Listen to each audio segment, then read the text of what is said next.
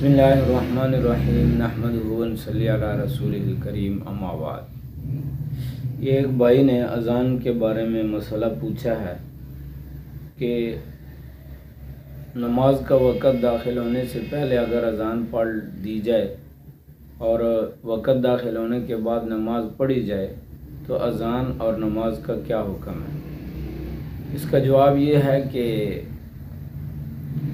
इसकी वजह से नमाज तो हो जाएगी, नमाज के लिए अज़ान जो है ये सुन्नत है, तो नमाज तो हो जाएगी।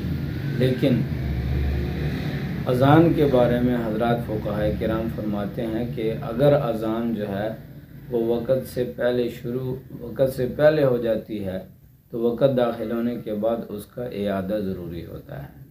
और अज़ान जो है ये शाइर इस्लाम में से है।